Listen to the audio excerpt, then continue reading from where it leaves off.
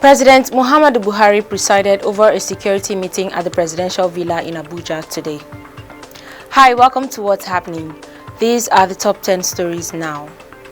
At number 10, Nigeria's Chief of Army Staff, Ibrahim Attahiru, has said that despite loss of equipment and soldiers to recent attacks on military bases by Boko Haram insurgents, the military will still win the war against the terrorists.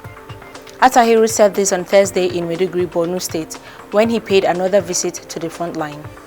The Chief of Army Staff has reportedly visited the military base in Borno 5 times since his appointment in February. The latest visit followed this week's attack on troops at Mainok village, where major military equipment was destroyed and stolen by the insurgents. 18 soldiers were killed, while 43 were injured during the attack. In what seemed like an encouragement, after meeting with the troops' commander, Attahiru said despite the constant attacks and losses on the side of the troops, he was still impressed with their performance. At number 9, parents of the remaining 29 students who were abducted from the Federal College of Forestry Mechanization in Afaka, Kaduna State, have said they will stage a protest at the National Assembly if by midnight of Thursday, April 29th, their children are not released. 39 students were kidnapped, but 10 were released in 2 batches of 5. On Tuesday, a second video of the 29 students was released by the bandits to remind the government and parents to pay their ransom. The parents, after a meeting on April 26th, gave the Federal Research Institute of Nigeria 72 hours, which expired midnight of yesterday, to secure the release of the children. At number 8, the Minister of Niger Delta Affairs, Senator Godswill Akpabio, has said the worsening agitations and security challenges across the country are politically motivated to cause havoc in the administration of President Muhammadu Buhari. The former governor of Akwa Ibom State said this at the Secretariat of the All Progressives Congress yesterday. He, however, said the sponsors of the crisis will be shocked as government remains focused and working towards solving the situation sooner than expected. At number 7, the Nigeria Labour Congress has opposed the appeal made by the federal government for the relocation of the United States African Command, AFRICOM, from Germany to Africa, saying it will be counterproductive. NLC President Ayuba Waba stated this at the second National Security Summit organized by the Congress in Abuja yesterday. Recall that President Muhammadu Buhari had appealed to the U.S. to reconsider relocating the U.S. AFRICOM to Africa when he had a virtual meeting with the U.S. Secretary of State, Anthony Blinken. Reacting, Waba said it would be counterproductive to replace the army with foreign soldiers to fight the country's security challenges. At number 6, at least 44 people were killed in a massive stampede at a densely packed Jewish pilgrimage site in northern Israel on Friday.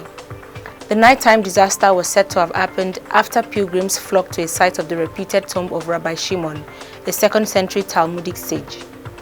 Prime Minister Benjamin Netanyahu, who was flown to the scene, tweeted that the Mount Meron disaster was one of the worst to befall the state of Israel since its foundation 7 decades ago. At number 5, the Commandant General of the Nigeria Security and Civil Defense Corps, Ahmed Audi, has assured Nigerians of adequate security at all airports. The NSCDC Public Relations Officer, Shola Odumosu, who said this in a statement on Friday in Abuja, added that the Corps was working to avert any threat on airport facilities across the country. Audi directed all concerned state commandants to adequately deploy specialized unit operatives of the Corps to airports. He also urged citizens to voluntarily report any suspicious movements or criminals' activities.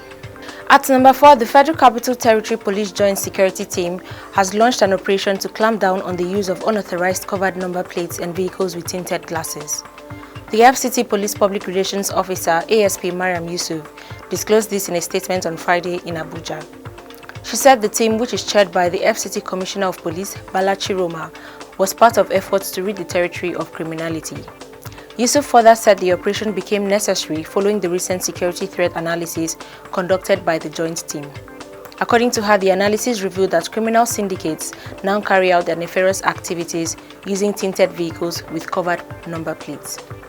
At number 3, the ruling All Progressives Congress has cautioned the spiritual director of Adoration Ministries in Enugu State, Reverend Father Ejike Mbaka, against making statements that could cause instability in the country, threatening to expose him to the Pope.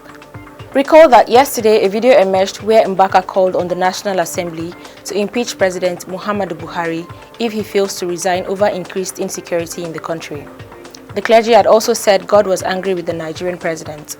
Reacting to Mbaka's statement today in Abuja, the APC Deputy National Publicity Secretary, Yekini Nabena, said it was unfortunate for a man of God who is supposed to deploy all known spiritual means of averting crisis, but rather threatening a democratically elected government for his own personal benefits, while pretending to be speaking for the people.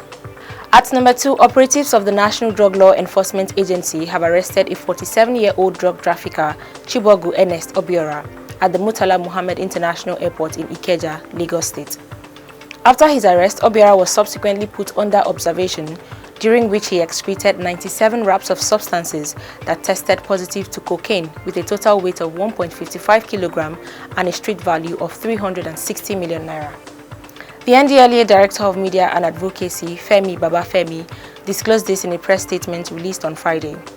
The suspect was arrested at about 1:16 p.m. on Sunday, 25th April 2021, during the inward clearance of an Ethiopian airline. He had arrived Lagos on board the airline from Entebbe, Uganda, via Addis Ababa, Ethiopia. The statement further revealed that barely an hour after Obiora was arrested, he excreted 31 wraps of cocaine weighing 500 grams and another 47 wraps weighing 750 grams in the evening of the same day, while 19 wraps weighing 300 grams were excreted the following day, Monday 26 April, bringing the total to 97 wraps, that is 1.55 kg. Finally, at number 1, President Muhammadu Buhari presided over a security meeting at the presidential villa in Abuja today. The meeting was held at the First Lady Conference Room as the council chambers is undergoing renovation. Those in attendance were the Vice President, Yemi Osibanjo, Secretary to the Government of the Federation, Boss Mustafa, Chief of Staff to the President, Ibrahim Gambari, Defense Minister, Major General Bashir Magashi, National Security Advisor, Major General Babagana Mungono, including all the nation's service chiefs. The Acting Inspector General of Police, Usman Alkali, also attended the meeting. The meeting is expected to address the worsening security situation in the country and how to salvage it. Always remember to wear your mask, wash your hands, and stay safe. That's all for today. See you next time on What's Happening.